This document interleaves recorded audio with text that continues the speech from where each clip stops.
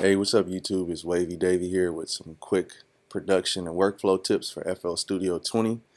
These are things that I use every day to help me create vibes, specifically just simple stuff that gets you through moving around in the program faster. And the first one I'm going to start with is the zoom on the browser folders. So over here, if you go to the left, you got your browser. And say, for instance, these folders look too small, my eyes hurt, or my screen is too small for this. All I have to do is hold shift and roll the scrolling wheel on my mouse, and it'll increase the size of the view of the folders. So for me, I have a 15-inch MacBook, so I'm going to leave it small so that it seems like I have more room on my screen. I just like it like that. And this is pretty useful for people who have vision issues or just need more screen real estate. The second tip is 808 boost or clip, and also this goes for kicks and snares as well.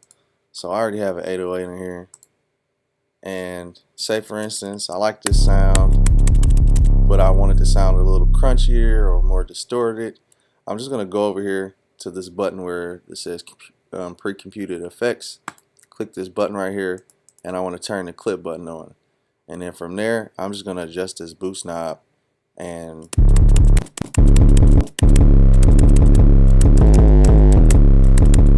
as you can tell, it creates like a different sound. And this goes for anything really.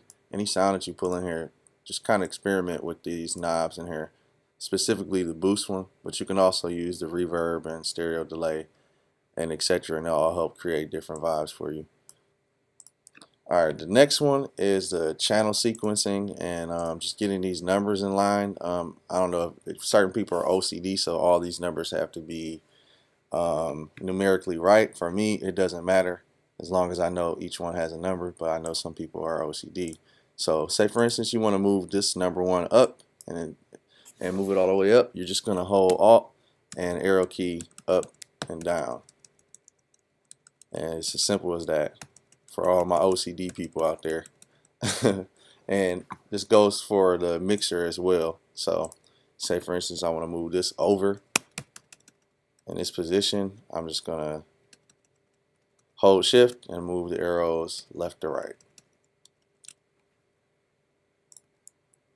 Alright, say for instance I want to pull in a sample and chop it really quickly and start creating a vibe.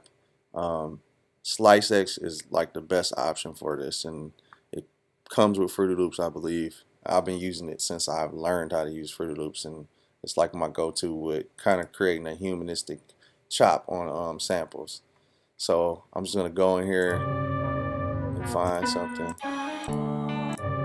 I'll go with this one. So I'll right click it and I'll hit open in new SliceX channel.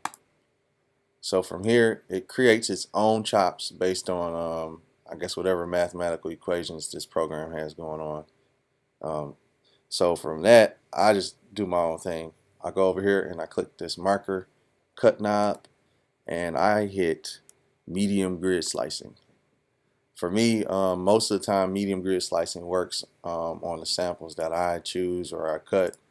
I just like the vibe of the medium grid. Sometimes I use large, but rarely I'm using small because it's really quick chops.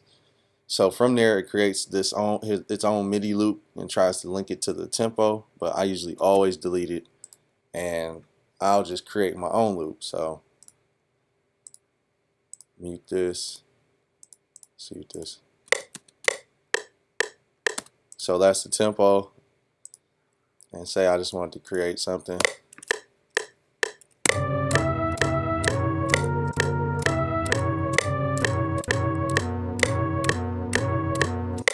And it's as simple as that, like creating a whole new vibe or loop. Obviously, see,